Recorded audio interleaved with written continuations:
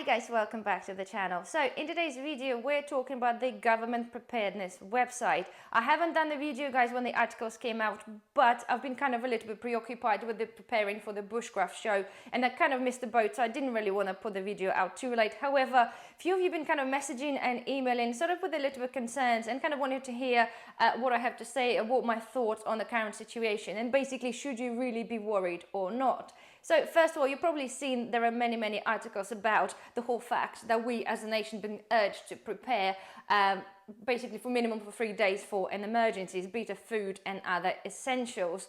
The whole resilience scheme, as you might be aware, because I have covered this in the video last year, it's been in the making since 2018, and the whole idea they're trying to put the things, basically procedures and things in place for our country to be a little bit more resilient. It is, and I always wondered why it's really been taking such a long time for something like this to come out.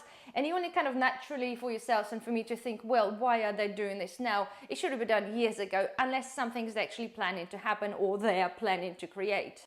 So as you would know, guys, we have been urged I think for the almost year and a half ago with the electricity and the outages, we've been urged to stock up on battery things like torches and things like that. And then last October, I've done a video with Oliver Dowden come out and actually said that people should have things like, again, torches and food. And surprisingly, one more time, they come out and done this basically approximately 10 days ago, when I kind of done the same thing. And of course, they now have released the website. So I had a look, guys, okay, and it's, to be fair, considering the amount of time the website took to create, I kind of think it kind of leaves a lot to be desired. However, it does give you the basic information and the links to the other websites for us to be somewhat prepared.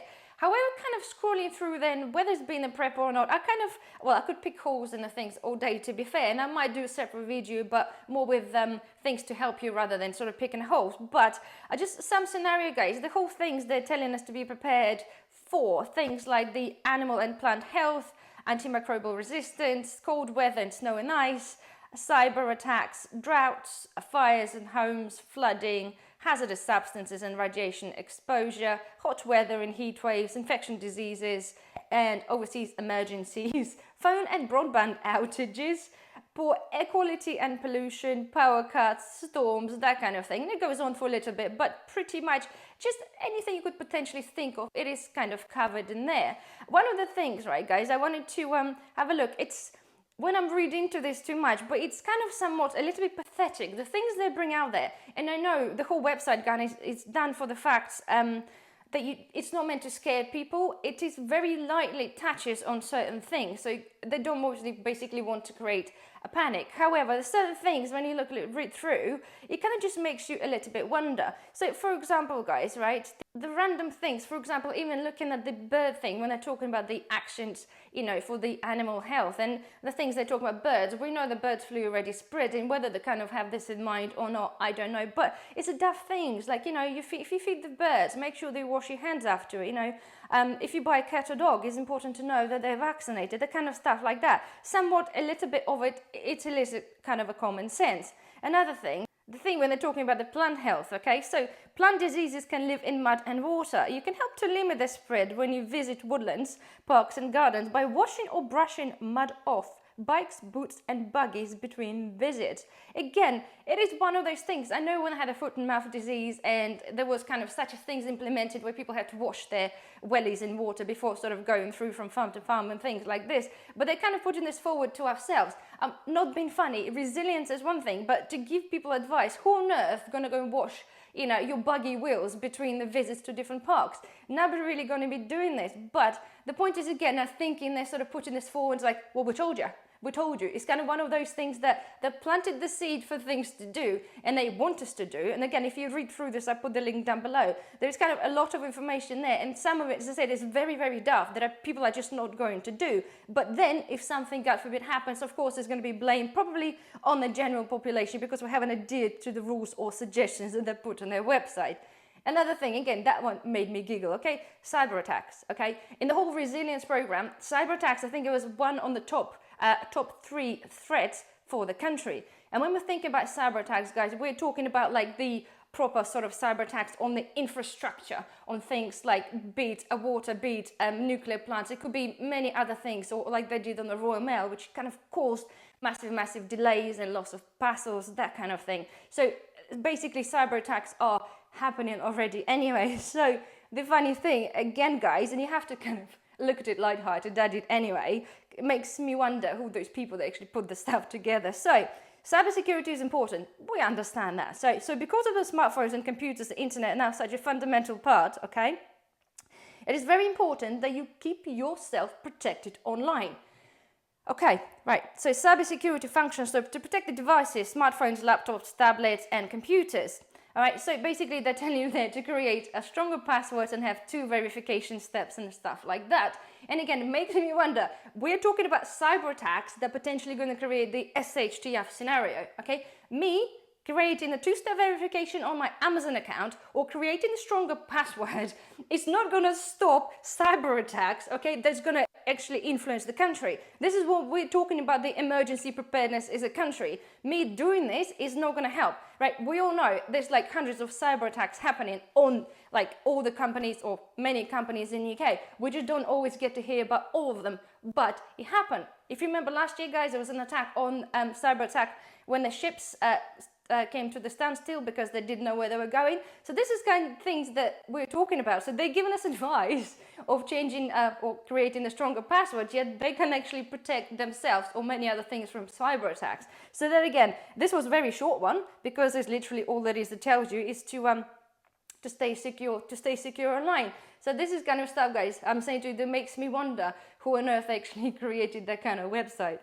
So another main thing that kind of obviously made the news and the people like taking the screenshots is basically the things that are put together as an emergency kit. And the things like, guys, they're talking about battery or wind-up torches, portable power banks, battery or wind-up radio, spare batteries, first aid kit, you got hand sanitizers and bottled water, non-perishable foods and baby supplies. Again, looking through this list is very, very basic, and I mean like very basic. I think for people who potentially not even prepping or started prepping, it kind of leaves a lot to be desired. So I will do a video, I think, guys, to help some of you to, if you haven't actually started, maybe there are people that haven't got certain things, but I'm going to go through the list and probably tweak this a little bit because some things there again, not particularly that good or potentially not somewhat relevant to certain things, if that makes sense. But the main thing is actually, again, makes me question yet again the food. They're talking about having a food preparedness for 3 days.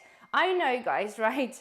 In America, everywhere they're saying for emergency, they suggest 3 days worth of food. To be fair, this is absolutely laughable. Generally, as every person, I would suggest you have your 3 days of food anyway, just for the sake of just not be able needing to go out to the shop every day. So technically, we should be already having that amount of food. But 3 days of food, if you guys have a look at the emergencies or things that they're preparing us for, any of those things are going to take you longer than 3 days.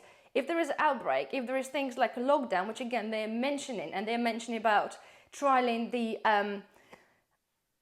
a pandemic scenario. It's like not being funny, but been there, done that a couple of years back. I think that's kind of worked out pretty well to what they really wanted to achieve with the whole thing. But nonetheless, but yeah, 3 days, it's absolutely nothing. Beat floods, beat bird flu, beat anything else, beat the local fires, it will take longer 3 days. So I know also they say that you have to kind of, do this over the time. You don't need to buy this all at once. You can just generally build up your thing. Well, we all know, guys, I think, call me conspiracy theories or not, they have their agenda, the Agenda 2025, or was Agenda 2030, now Agenda 25.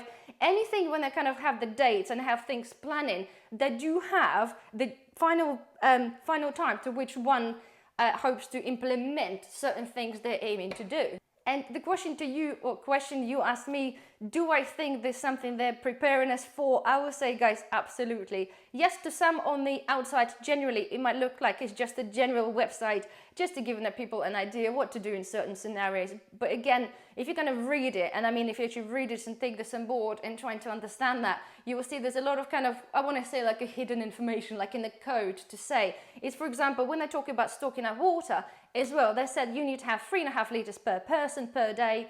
And if you want to sort of be able to wash, then they really suggest 10 liters per person per day. It's absolutely, guys, the water is paramount. As a prepper, we must have a water, and have ability to purify water. We had issues with the water already in the part of the country where it was contaminated, so it is super, super important. But the point is, the way the kind of word is, well, you can have 3.5 liters, but 10 is even better. So it is that kind of thing. Again, it is absolutely questionable. So do I think they're preparing us for something? Absolutely. Do we know what it is, guys? Not 100%. And my thoughts is that whatever they're preparing us for, it's kind of going to be something else that we probably haven't actually thought about, if that makes sense. Because generally you prepare for things like this as a prepper. They are kind of your normal scenarios, but just something tells me, guys, I've just got this feeling inside me, there's going to be something else that is not going to be quite something we're not going to be ready for, or actually even understand how to prepare for. Potentially it could be actually a combination of a couple of things, which will be highly likely. So your question again, should you be worried, guys? No, I don't want to scare anybody, but it's got to be taken seriously. Okay, should you be worried? No, but should you be prepared? Yes, 100%. Do the best as you can, okay? And I said to you guys, if you want, I will do the video. I will go through slightly bit more of information. I don't think I'll be doing the video and picking holes on the things. Maybe I would do, I don't know. But I will certainly do the video on information and to talk about things when I say that we should have. And I think I'll kind of expand in a slightly bit more details, because that list, it really leaves a lot to be desired. So there we are, guys. Well, thank you very much for watching. Comments are always welcome. Don't forget thumbs up, and I shall see you in the next one. Bye bye.